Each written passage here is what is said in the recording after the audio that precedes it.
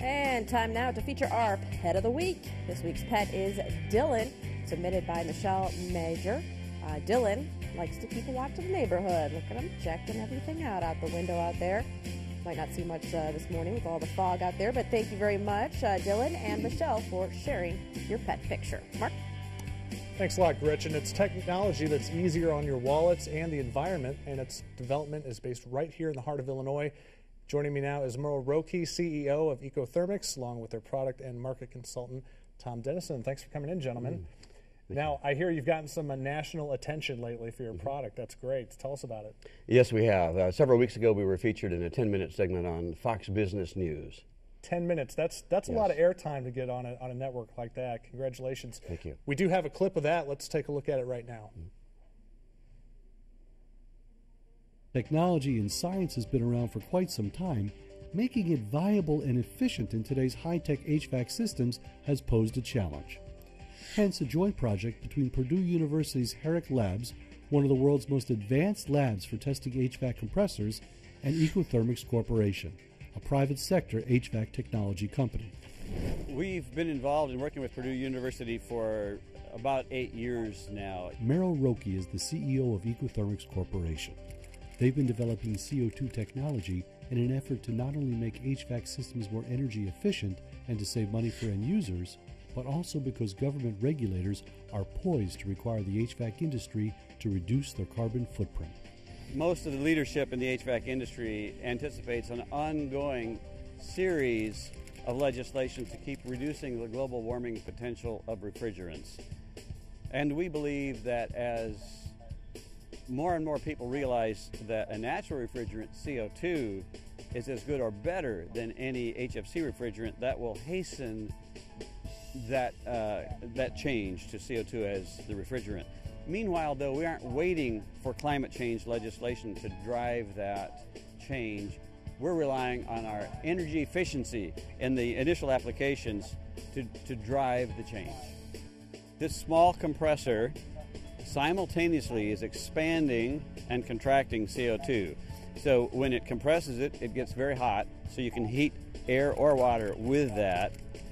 And at the same time, in other parts of the cycle, it's expanding or cooling the CO2, so you can have cooler water or cooler air simultaneously. The applications globally are almost endless. Certainly we think of residential applications, but commercial buildings such as restaurants and hotels and office buildings, industrial processes, mobile equipment, actually on board mobile equipment, as well as portable solutions for heating and cooling, such as for the Army or for FEMA, as in a post-Katrina situation.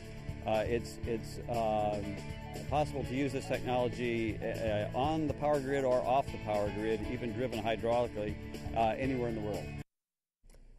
All right, interesting stuff. Tom, kind of reiterate again, what are the benefits for using this CO2 compressor? Sure, there's really a couple of great applications. Wherever you need a large amount of hot water, 160, 180 degrees hot water, this is a great opportunity. If you're heating with propane or electricity, significant reduction in energy cost and applications there. The other applications are wherever you need simultaneous heating and cooling, as in food processing, where you need some process to heat something and cool something simultaneously. The other applications are just cold weather heating applications.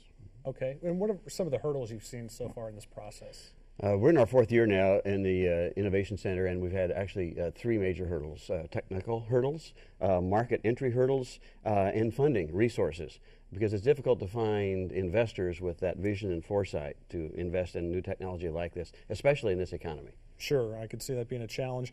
When will this be available for users?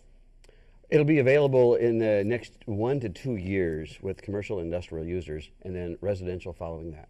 And what happens between now and then? I'm sure a lot. Well, there's lots of things going on. The technical challenges are relatively minor. We'll have our first prototypes available in April, and then we're working with a number of OEMs who will then put that through their paces. They'll want to run it in their lab, run it through endurance and cyclic testing, and then they'll also want to put it out in applications and really demonstrate the value to their customers. Okay, and recently Congressman Aaron Schock had something to say about this. Let's hear from him. is real stimulus. This is what I continue to talk about on the national platform is, you know, it's not going to be government spending and government programs that is going to lead to long-term economic growth. It's going to be private sector entrepreneurs who take risk, who make investment, who come up with a better technology, better innovation. That is what has always allowed our country to compete internationally. And I think EcoThermics and what we're talking about here today is an excellent example of that. And you can learn much more about EcoThermics by visiting their website, www.ecothermics.com. And of course, you can learn more about Peoria Next by going to peorianext.org.